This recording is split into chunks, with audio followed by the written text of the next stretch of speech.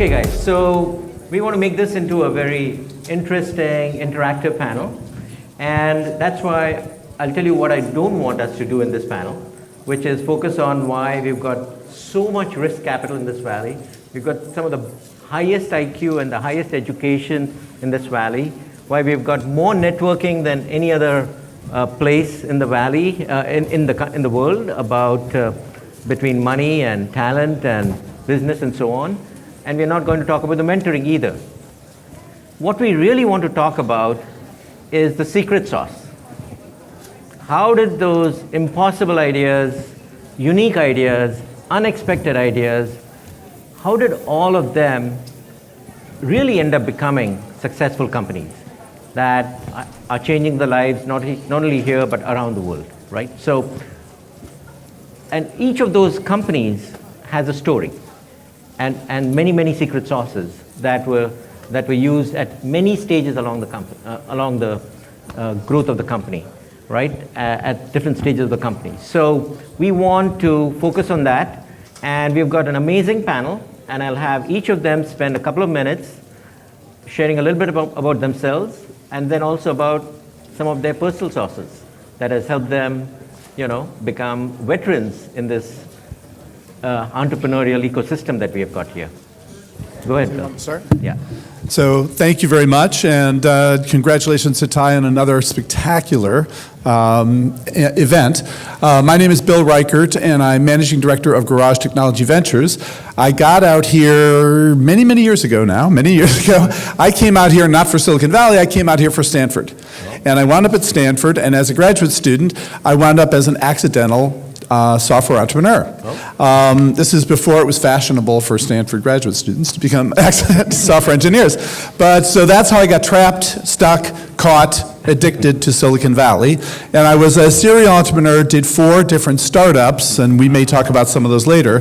When I sold my 4th startup, I got together with Guy Kawasaki and a group of other guys, and we started Garage Technology Ventures, and we wanted to be a different kind of venture capital firm. And our big idea was to use crowdsourcing to find the next big thing. So we cast the net literally globally. Our big idea was the next big thing was not necessarily going to come from Silicon Valley, that entrepreneurship is a global phenomenon, innovation is a global phenomenon, so we started casting the net globally to find the best technologies, the best entrepreneurs wherever we could. So over the years now, we've invested in over 150 companies across a whole bunch of different technologies. We were early into material science. More recently, we've affiliated with a couple of other funds, so I'm now also a partner at Pegasus Tech Ventures, which is from Japan, a global technology fund, and have invested in quantum computing, invested in neuromorphic computing, all sorts of different technologies. But we'll be happy to talk about more what we're doing. Was so we're finding those entrepreneurs all over the place, all over the world. Yes. But another entrepreneur came along and decided that he's going to get money from everywhere. That's crowdsourcing, right? So there's crowdsourcing of companies, crowdsourcing of money, right? Go ahead, Manoj. I'm Manoj Goel. Working? Yeah? Yeah. Manoj Goel, I'm a board member of IIT Startups.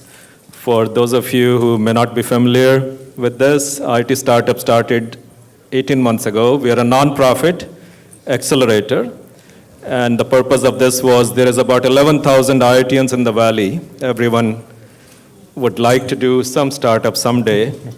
And we are the 4th largest unicorn generator in the world after Harvard, Stanford, and Berkeley. So MIT is not there. And just in the last 3 years, there has been 18 unicorns with IIT co-founders, about 10 in US, 8 in India. So what we felt a need for these techie guys is how to pitch, how to get mentored, how to connect, and that's the need we are filling. So we have free library of workshops. We do cohorts every 4 to 6 months, where we take in about 12 companies. We teach them how to pitch, mentor, put them in front of dry runs for VCs. Then we do a demo day, where we have about 50 VCs who come and look at them. And 11 of those companies made it to the TiE 50 yesterday. Okay. And Monish is our president here. Other board members we have are the Nutanix CEO, Dheeraj Pandey, the co-founder of HCL, Arjun Malhotra, and few more. My background has been in strategic alliances at Apple, at Cisco, and in between few more companies, two of which I co-founded, one of which was sold to Cisco as their first software acquisition in 1995. Okay. That started Cisco's security business unit practice. Okay. Second one didn't do well. It was dot-com days, 2.5G, wireless was going downhill. Thank you. Great. Go ahead, Radha. I'm Radhika Shah, co-president of Stanford Angels and Entrepreneurs, which is about 1,400 members of the Stanford community looking at advancing entrepreneurship and tech innovation, faculty, students, and alumni. And I also wear another hat. I'm an advisor to the SDG philanthropy platform. As you might know, all world leaders came together and ratified one of the most ambitious moonshot set of goals, the Sustainable Development Goals, to tackle the biggest challenges of our time, such as hunger, poverty, climate change. And I think it's an interesting moment, an inflection point where ML, AI, and kind of embracing the diversity of us all, that is something unique about Silicon Valley that for me has been very special. People from all over the world, different cultures, different areas, women, people of color, everyone coming together and adding to that richness of thought is a very unique secret sauce in Silicon Valley. And this needs to be, in my opinion, much more recognized. And when we take these three together, we are at a very exciting moment. And almost anything can happen, especially with technology becoming the new electricity of our day. The frontiers that we can go to are almost not imaginable. We can do anything. But the important thing to me and for my personal secret sauce is that how do we do this in an ethical manner is something I'm very interested in, where we think of what we do to the world when we use technology and ML that was talked about earlier. And that, I think, is something Silicon Valley can lead the way as well. My own personal focus is also tech and angel investing, and looking at very mission-driven entrepreneurs who are using some of the most cutting-edge tech innovation to work on technologies and solutions that can transform markets, but also bring positive change in the world. And I'll share a couple of such stories along the way. Great. Yeah, so I think what you've seen is quite an interesting panel where we went from, secret sauce was sourcing companies from all over the world to somebody who's specializing in so-called the best and the brightest, right? Now the question... Tell us also about yourself. You are a successful entrepreneur. Yeah. Raj can be all of our mentor. I've got a lot of lashes at my back to show for it. So in 2 minutes, basically, I think I'm what I call an accidental entrepreneur. And I think I call myself an accidental entrepreneur is because that's an accidental serial entrepreneur. I've done 3 companies, right? 2 of which ended up going public. And I call myself accidental because really I require a push before I get willing to start something new.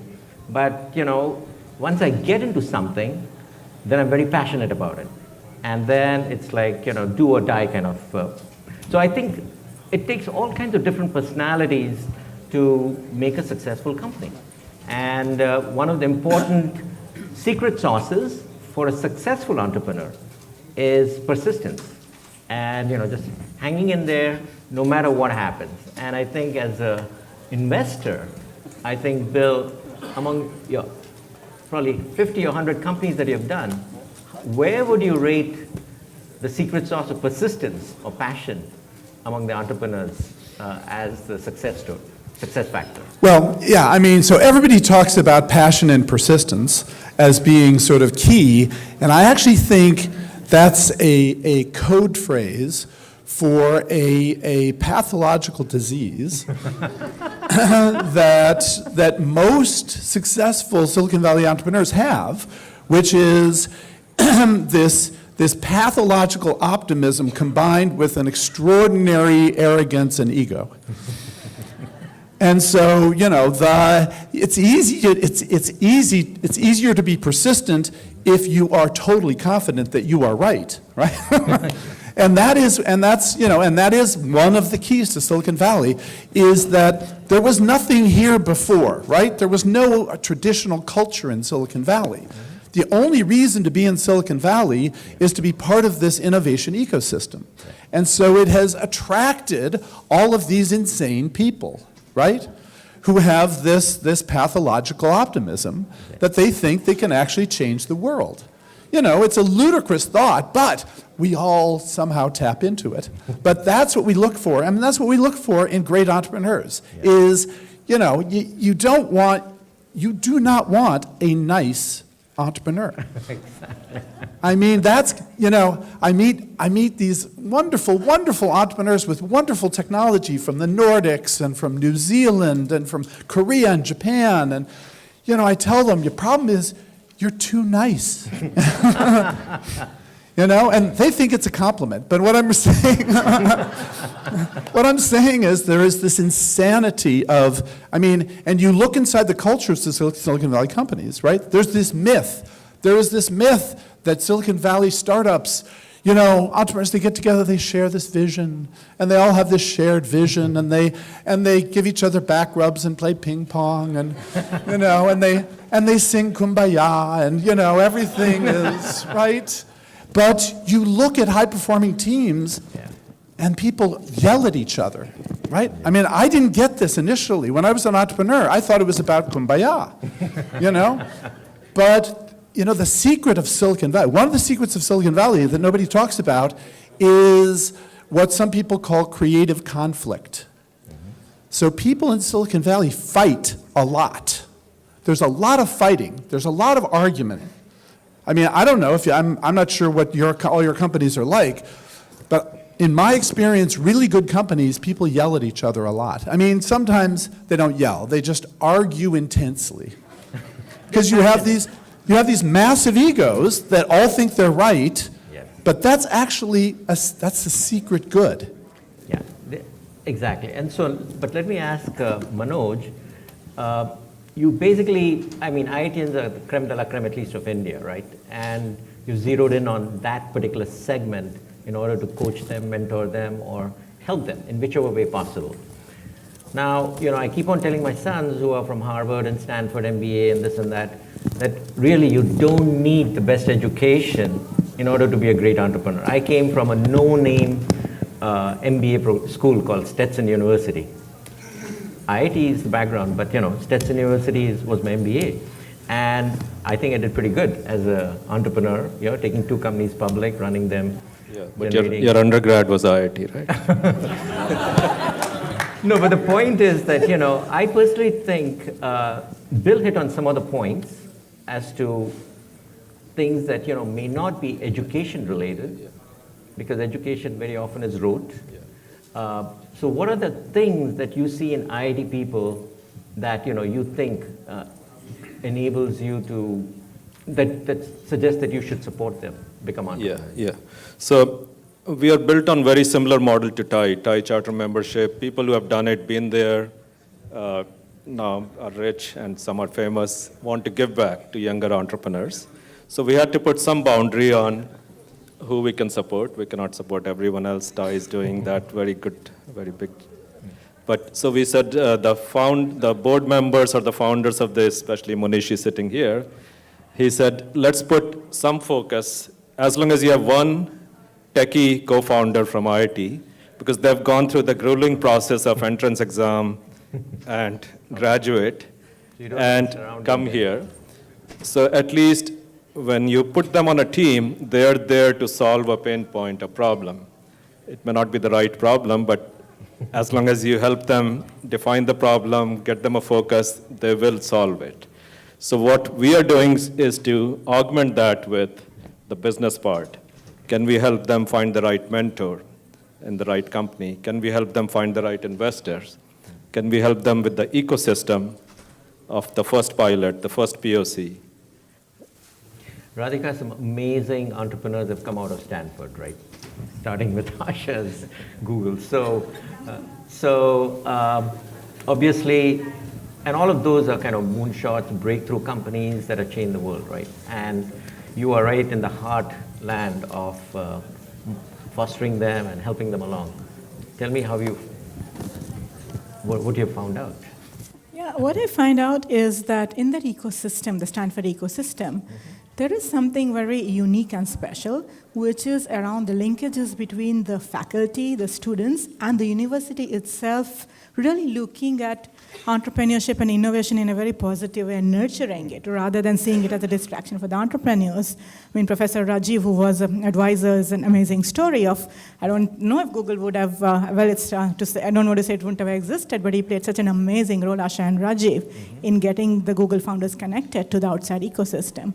And kind of on the technology innovation as well. Yeah. And that is something I love and I think is very powerful. And now particularly what I see is the new age companies. I want to give the example of Blue River, where there's not just academic linkages on the most cutting edge tech innovation out of Stanford. In this case, Blue River was started by a business school student and also someone from computer science, bringing the most cutting edge robotics and image processing, and they wanted to transform agriculture. It was a moonshot. They thought they will completely transform it, and people thought they were crazy, and people didn't want to fund, and we at Stanford Angels funded them. I was a personal investor. We were excited by the passion of the entrepreneur to bring this change, and we wanted to support them, and we believed in the power of the technology. They went on to transform the agriculture industry, recently acquired for over $300 million by John Deere. By building a robot that now automates weeding so that backbreaking work for women they don't have to do, way less herbicide.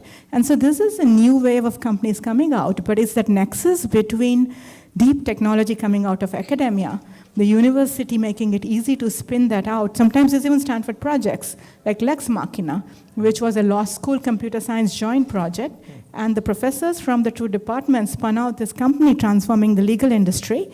And they brought the most cutting-edge machine learning technology to transform the legal industry and make it easy to get all kind of information. And then LexisNexis bought them. So these are the exits, but also how these things start is very exciting, the nexus between academia and industry. And the last one I want to quickly mention is, since we have Aditya, I don't know if you're there in the back, raise your hand. The Stanford is taking now this to a next level with people like Aditya, who the Knight Hennessy scholars who actually are doing the PhD. They're social entrepreneurs from around the world, very high bar, selected, brought here. They work with academia, but they have a huge mentor network.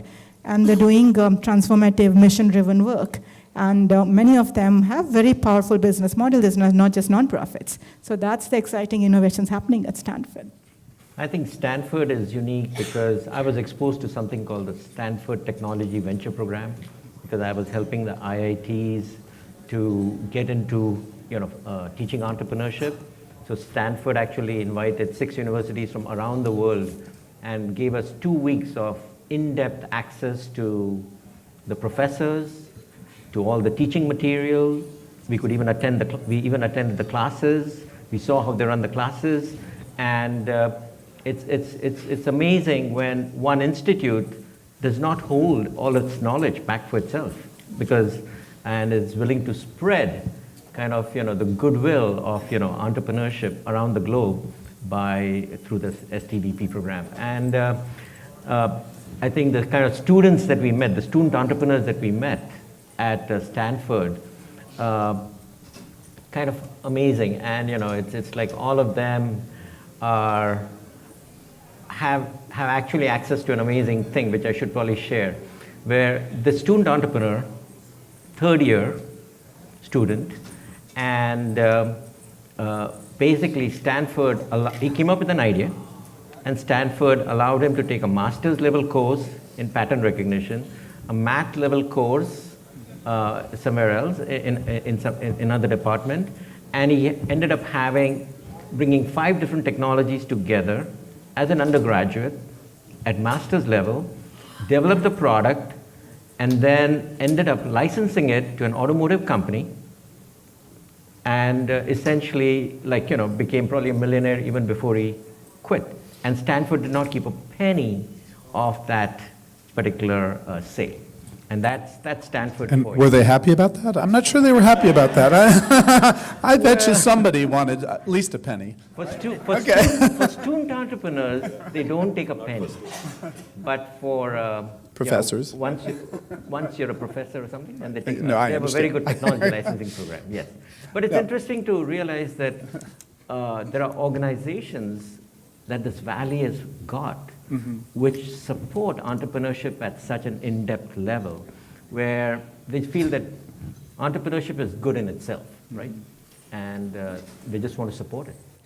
Well, there is Stanford definitely has a model, right? And the model is that, as Dean Gibbons, the former dean of School of Engineering, explained to me, Stanford makes much, much more money from gifts by rich entrepreneurs back to Stanford than it does through the Office of Technology Licensing. So, forget about IP and technology licensing. It's all about, building rich entrepreneurs who, want to give back to Stanford. That has worked. I think IIT is benefiting in the same way.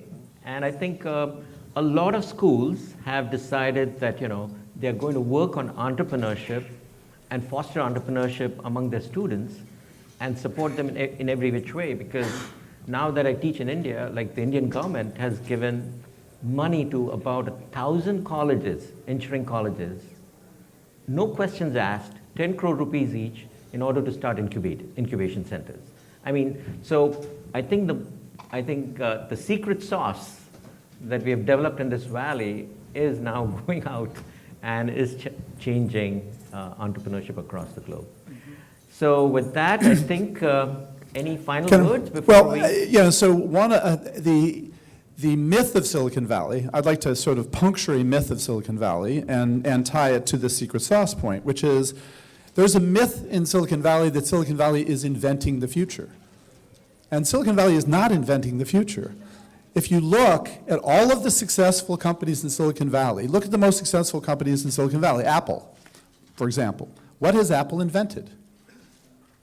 Apple did not invent the microcomputer. Apple did not invent the mouse. Apple did not invent the graphical user interface. Apple did not invent the MP3 player. Apple did not invent the smartphone. Apple did not invent the smartwatch. What did Apple invent? Apple hasn't invented anything significant.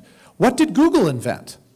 With all due respect to Google, God bless Google, but Google is arguably the most spectacularly successful company on the planet. They come up with this page ranking idea. They borrow a technology from another company called pay-per-click, and they, to this day, make over 90% of their money is that same old boring ad model. And yet they spend billions of dollars on moonshots and novel technology and engineers. And Google has tried to invent all sorts of things. But what has Google invented? What Facebook did not invent the social network. Larry Ellison did not invent the relational database. Think of all the successful companies in Silicon Valley. Can you think of two companies in Silicon Valley that invented the technology that their success was based on? What companies invented the technology? Tesla did not invent an electric car. They borrowed somebody else's Roadster and put an electric motor in it, right? Well, okay, you're getting closer. So Intel and Cisco are the, Fairchild is pretty much gone. Intel and Cisco, Xerox is not a Silicon Valley company, but that's a fair point. PARC invented the Ethernet, and they invented the GUI, and so Xerox PARC invented a bunch of stuff, but were they successful with it? No, right? But Intel and Cisco are really the only two companies I can think of that invented the future. Everybody else borrowed somebody else's technology, somebody else's idea, and they innovated on top of it. Now, this is not a bad thing.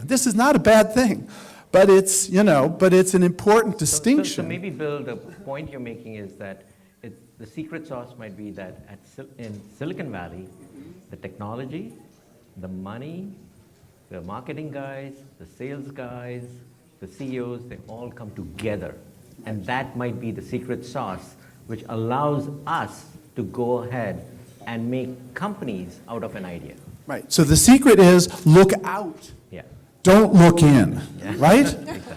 Grab other ideas, grab other talent, grab other people, and innovate on top of them. And solve problems, Right. real problems, for a big market, which is the global market. Right. Virtually nobody in Silicon Valley solves a problem for Silicon Valley people. It's really for the whole world, right? Uber is solving the problem across the world. Airbnb is solving problem across the world. Search is applying across the world. It's our ability to solve problems that are global in nature in this microcosm here with people who understand and are open to global problems. That's the key. Okay, so with that, I think I'd like to bring this session to an end. Thank you very much, everybody. Thank you, Raj.